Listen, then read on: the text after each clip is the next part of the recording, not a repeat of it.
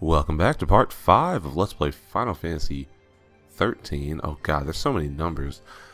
Last time, there were a bunch of exclamation points. This time, I cleared them all out because I don't mess with that. I don't play that junk. First things first, we have 5, count them, 1, 2, 3, 4, 5 characters. That's more than we had before. Everybody's in our party now because everybody's a freaking l'Cie. So this is what the game is talking about, right? Paradigms. Paradigms are your main mode of battling in this game.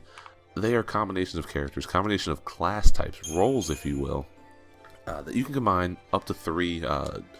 You can have three characters in each party at max, and you can make these combinations. So we have, for example, Relentless Assault. Commandos and Ravagers focus on taking down one target at a time. So Lightning here, she has Commando and Ravagers equipped. I'll go into more about these classes later. Or Commando and Ravager accessible. Snow here has Commando and Ravager and Sentinel, and Vanille has Ravager and Medic. All these have different bonuses you can get and use and whatnot, and we'll see those as we go through the game. But long story short, Commandos are your damage dealing characters. Your Ravagers, they increase the chain bonus to get the enemy closer stagger. Sentinels defend, and medics they heal. So that's the gist of what we have going on right now. You'll see I have 2 Relentless Assault paradigms here. That's because there's a thing called, I guess some people call it ATB Refresh, ATB Renew, ATB whatever. And if you switch between paradigms, you can actually do it between any paradigms you want. But every other turn you can switch between paradigms, and you can actually get a full ATB bar without waiting for it to recharge. So it's kind of nice. I'll show that off when we get into a real battle. Oh, there's a save point. Okay, if we don't know our focus, how do we complete it? I think I saw it. Saw what? That is how a focus comes down, people. The XIII, they don't spell it out with clear-cut instructions. All you get is a hazy glimpse. Hence the film grain. Well, you know, that's what they say. You know, legends and all. Legends. Did you see anything? I just... It's all kind of foggy, but I saw this big, towering... That's what she said? What? Wait a minute. Hold on now. Do we all have the same dream? Ragnarok. Yeah, when the cutscenes transition, there is a little clip in the audio. That's unfortunate. It's like a little hiccup. So, we all saw the same dream. You all have the same We focus. all heard that same voice. You mean that was our focus? But how are we supposed to know what to do from that? That's the tricky part. The dream's the only hint the XIII gives us. Figuring out what to do with it, that's our job. Okay. We're Pulse l'Cie, right? Enemy's a Cocoon. So, does that mean that our focus is... Are we supposed to... Save her. Say what? Our focus is to protect Cocoon. Really? Okay, and why's that? Sarah told us. Let's do it. We're all in this together. I'm gonna look for Sarah. She ought to be nearby. I'll come too! Wait! Jeez. Yeah, that boy can't stay still. Really? I love how disgruntled Lightning is. Like, the whole time. Just, I don't think you see her smile maybe twice in this whole game. Really, bro? Wait, battle team change? I hope they didn't reset my paradigms. Usually they do that. Wait, what? Oh, yeah, we're gonna skip this tutorial. I'll show that shortly. Did they change my paradigms? Okay, good. No. Yeah, usually when you switch party members like that, they will reset. They will reset the whatever's. They'll reset the paradigms, but if it's the same characters, I guess not. So this is the Crystarium. The Crystarium is nice because it's how you level up your characters. As you can tell, we have 101 CP, which is Christogen points, I guess. It's unfortunate that we don't get points for everything that we've been doing. But you can go in here, you can click on a role, Commando, Ravager, everyone, their roles will populate up there. And you can tell, so in the bottom right hand corner it says CP cost. Self-explanatory, you go around the grid, you fill out the chart, and you get bonuses, obviously the strength, magic, whatever. You can also get different abilities like Life Siphon, which are passive abilities, so you recharge an ATB gauge segment every time you kill a character. Pretty nice. Power Chain increases the chain gauge when it's empty when you start with Attack or Ruin. All these little things, we'll use those and get to those, but I'm not going to do anything with them now because 101 points, what am I going to do with that? Nothing, that's what. Anything behind me? Anything behind me, just make sure. Look at that vista, that landscape is beautiful. I can't see You can't see anything, that's not surprising. Alrighty. Who do we want to fight first? We want to go not where the arrow's telling us. Alright, so we'll do this. We'll fight a battle. I'll show it off proper. Alright, so to start, generally speaking, for most of the game, you'll see me use Relentless Attack, Relentless Assault, because it's one commando, and as you can tell, we're staggering these fools like crazy. One thing to note on a lot of the Seath, they're weak to magic. So if you have multiple Ravagers, you know, you're going to deal a decent amount of damage. Now, oh, I didn't show up. I'll show up on this battle. I just completely, just got stumped for words there. But yeah, it wasn't scary because it's pretty fast. With Ravagers, those battles they move like clockwork. Is that even a saying? I don't even know. What do we have here? We have Gil. Oh, Pearlwing Staff. Alright, so let's actually go in here and equip the Pearlwing Staff because she doesn't have anything that uses strength. There's something to note about Ravagers. Let me see if I can tell. Saz. So Saz has a Ravager. He's a Ravager. He has fire. Let me go around his horn here. But Flame Strike. So the thing of the matter is, fire deals with your magic strength and it does magic damage.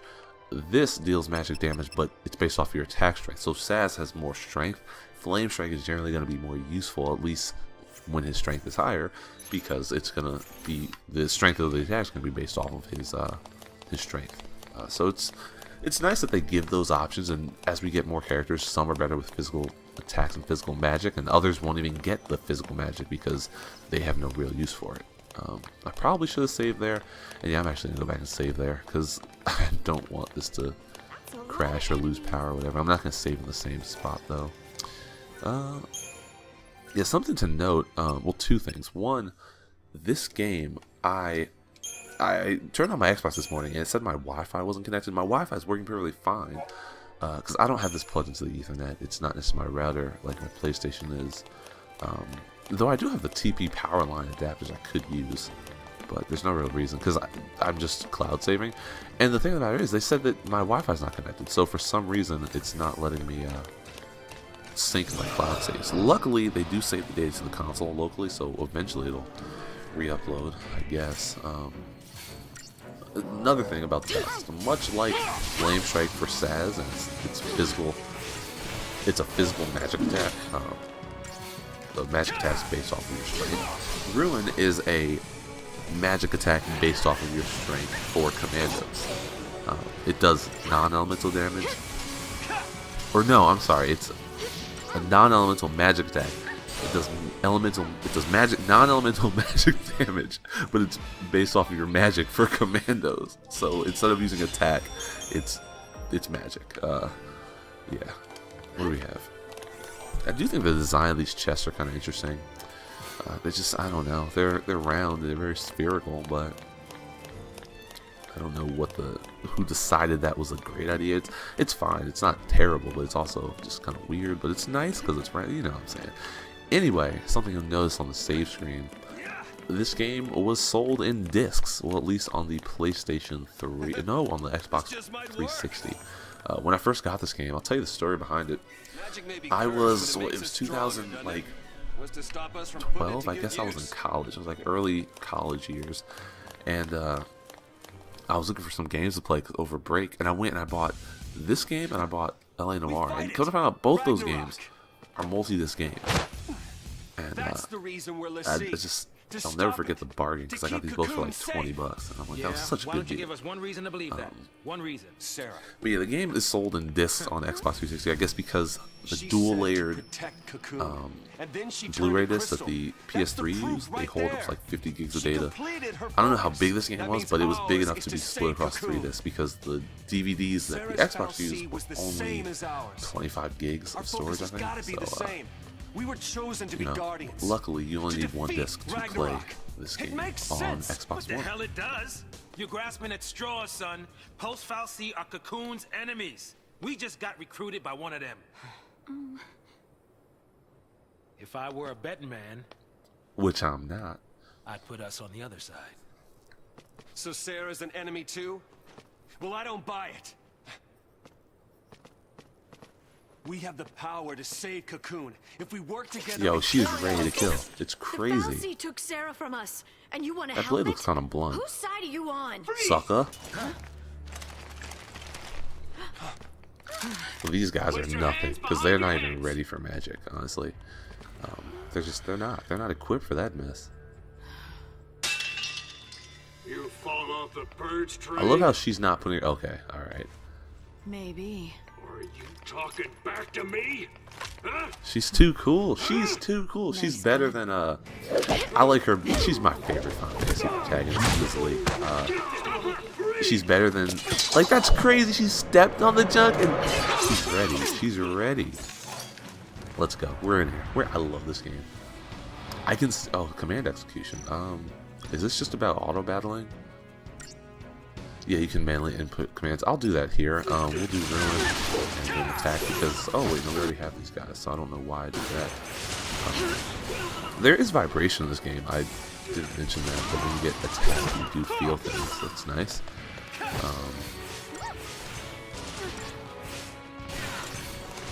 Oh, I forgot to show off ATB refresh. I was going to do it there, and I was like, wait, the battle's almost over. One of these battles I will show it off because it will be kind of useful, but a lot of these aren't that useful. I thought they'd be tougher than that. Yeah, exactly. This guy's a psychom, yeah? Supposed to be cream of the crop. Crop of the cream? Yeah, but doesn't make any PsyCom's an sense. anti-pulse task force. They haven't fought a war in centuries. Bunch of rookie troops swinging around overpriced toys. So, from what you're telling me, sounds like a regular old soldier has got more training than special forces. Nothing for us Lassie to be afraid of. Cut the crap. Their grunts might be green, but PsyCom's elites are Shout out to cold-blooded Lightning beasts. for wearing They hit the freaking field leggings, and it's bike game shorts over. under her skirt. Like, that's just... You gotta do that. You gotta protect yourself. Come on now. Then let's run away. Ciao. But, She's so hey, stupid. I'm wait. sorry. I can see why people don't like her. Because that's just... I mean, I get it. It makes more sense as we go into the game. But right now, it's just kind of annoying. Like, why are you so giddy?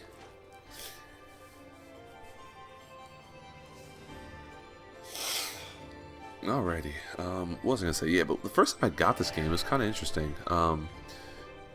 I was like a freshman in college. It was probably, I guess it was like 2011 even. But I was like a freshman in college, and I wanted something to play. And at the time, I had this TV that my mom got me. It was like this really crappy HD TV. It wasn't even like HD. It was like HD in name only. It didn't even have. I don't think it had an HDMI wire. It had the component cables. Maybe it did. No, it had an HDMI wire. That's right. Well, first off, here. So I have a empty ATB bar. I switched to Relentless Assault, and now I have a full HD bar, faster than I would have had to recharge it. Now, if I did that again here, you can tell that it's still recharging. So there is somewhat of a difference, I guess. For a lot of these battles, it's not really that useful because the enemies are so weak to magic, but it's there if you want to use it, and I will try to employ it as tactically as I can. But yeah, I got the game, and I just remember playing it. I didn't even have a table at the time. I put the TV on the floor and would just play it right there on the floor, like lying on my stomach, because the game was that enthralling. I could just like put my face right up to the screen because it's a super small HD TV. And it's funny because at the time, I don't think I was playing on component wires though, because it was the original Xbox 360, and I remember playing. I had like the red, white, and yellow wires. I don't even think I had the component. I had the component ones, but I didn't use them for whatever the reason. and my Xbox 360 didn't have the HDMI plug-in. I just remember doing that until I bought it for PS3 and then being like, oh my god, this game looks even more beautiful than I thought. That TV was so bad. It had like a low hum to it. It was awful. But, oh god, alright.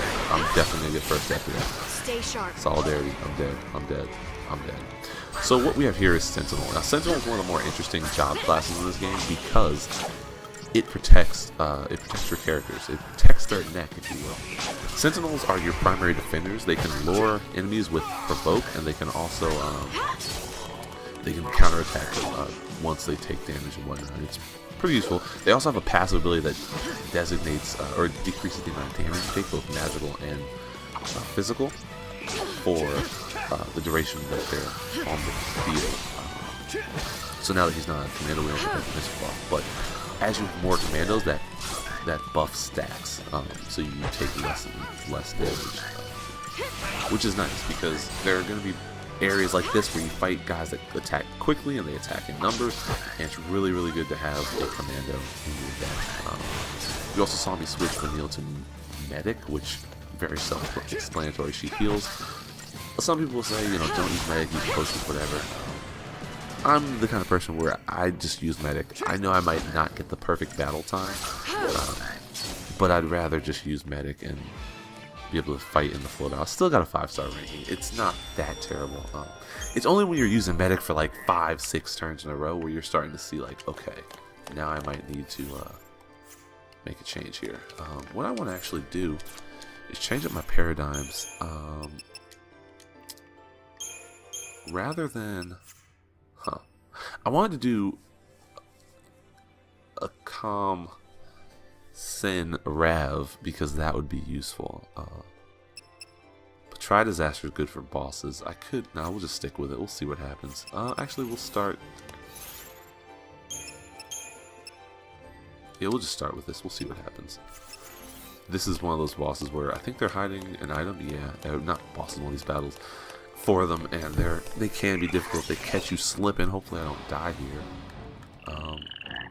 Yeah, brush and base, weak to fire, weak to lightning, so we'll just do some of this.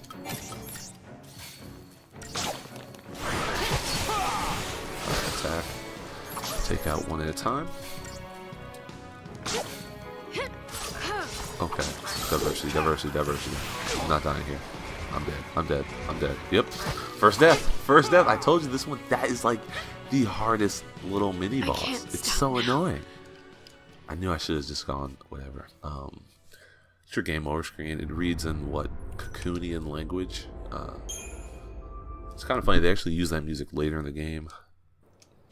But let's just start out with this. Why not? This is the battle that I think, these are the types of battles that they're trying to get you to use Sentinel, which I don't like using early on because while it's very helpful, it just slows things down.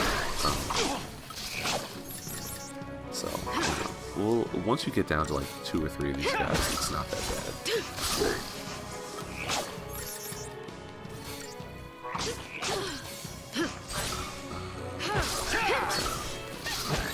We'll stick with it. Just do one more. Alright, that's good. Stay sharp. As you tell, we have a full HP bar, because even if you switch from... just potion that. Even if you switch from different paradigms, it just keeps your bar up. One more attack.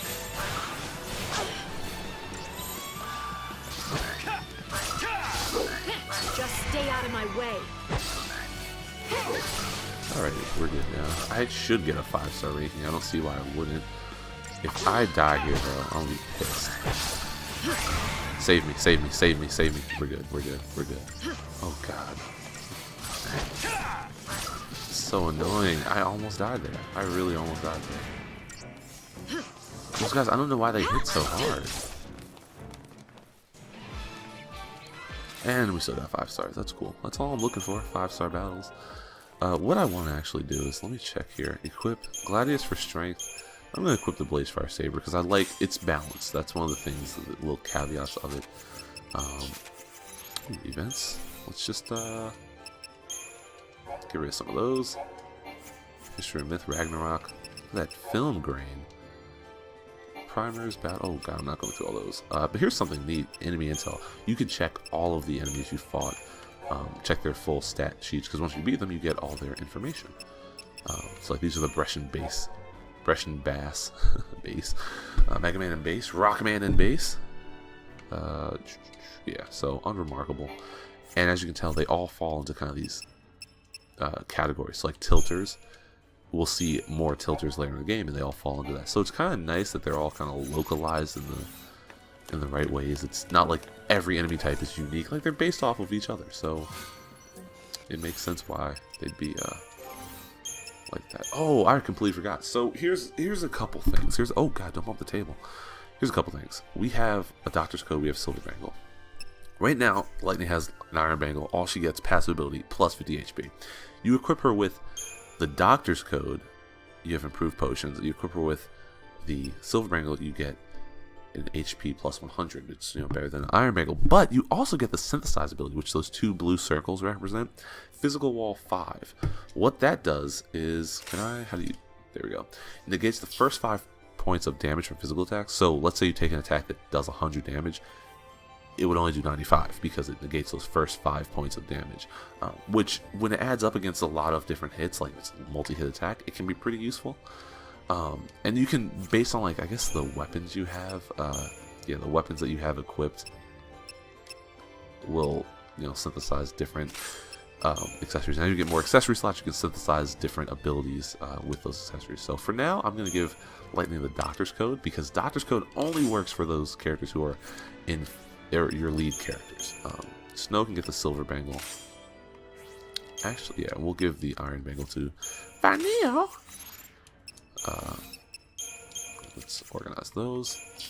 Alright, and back to the action.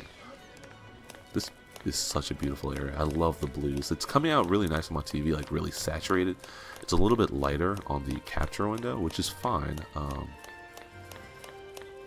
Oh, it's a save point. Oh, wait, this is the way we're supposed to be going. I was about to say, I was like, what? Do I want to stop here? Yeah, well, we'll save. We'll save for now. I don't know. Now we'll just keep going.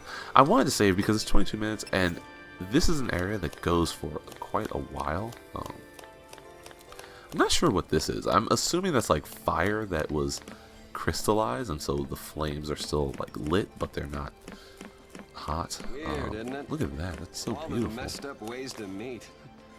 Look, see, there's that introductions. thingy again. I'm Snow Villiers. Are you French, buddy? Short stuff?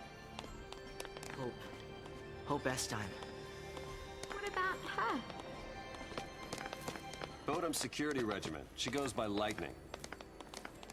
Last name's Farron. First, anybody's guess. Vanille. Saz, Catsroy. Good to meet you. Alright, now that we have introductions out the way. This game makes such great use of instruments. I mean, if Final Fantasy 15 had some harmonica in it too. I'll keep the kids out of trouble. But this game, I mean, between the piano, the strings, the harmonica you're hearing here, the guitars, like it does the whole gamut of instrumental arrangements. I love it. Why not? I mean, we've counted on the Sanctum's Foul Sea for food, water, everything we've needed since the time we were born. But you still helped us do it. Why is that? Gotta be something. There might have been. Not so sure anymore. What?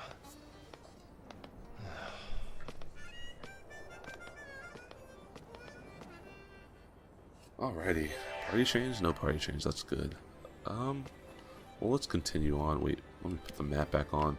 This is one of those times where I was reading something on Reddit, and they were like, if you want to have a more exploratory time in this game, you should turn the map off. And it is nice. I mean, having that full screen immersion of just running through areas is really neat.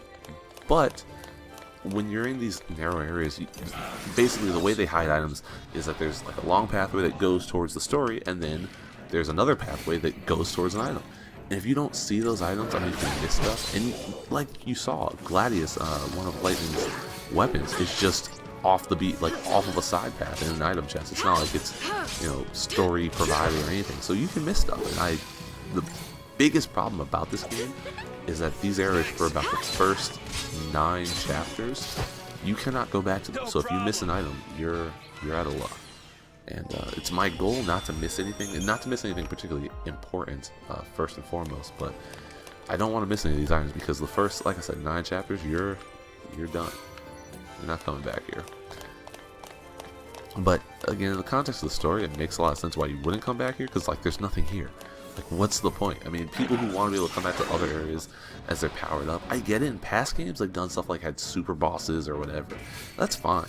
But there's literally nothing here. It's just a really pretty area. So, I mean, if you want to hang out here, be my guest. But I don't plan on spending more time than necessary. Alrighty. Gotta keep it moving. Let me see how many oh wow, 281, that's it? That's so trash. There are people who do like low Crystarium and no Crystarium runs, and I can't do that. I mean, the amount of items you have to have, and being able to like, you have to have like the Force-Salts and Aegisalts to be able to add buffs to yourself, because it's so bad. Because what happens is you get characters that can buff you, and you get abilities that buff you, but if you can't go past the first level of Crystarium, you might not get more than like Protect and Bravery or something. And so you're going the whole game with just 2 spells or 3 spells. That's awesome. That's hard. But it's nice that you have that mode. I mean, Square Enix seems to do a great job of having modes that give you that challenge. If you don't think the game is hard enough, or being able to have self-imposed challenges by letting you level up your characters how you want. Like in Kingdom Hearts, you can have the whatchamacallit mode where it's like the critical mode where it's like everything is like a one-hit kill. That's kind of cool. Though I would never play that because I can't read those boss patterns. And enemy patterns for that matter. It's so hard. Everybody just hits. They just swing. It's not like it's a turn-based RPG where you can prepare, or it's, you know, they don't telegraph their moves as easily as people like to argue they can. But you know, that's going to be enough for today. Next time, we're going to head down this steel girder, this pipe here, and continue on through the Brescia ruins. We have a little bit of ways to go, but not too far. But once again, thanks for watching. I will see you in the next one. Have a great day.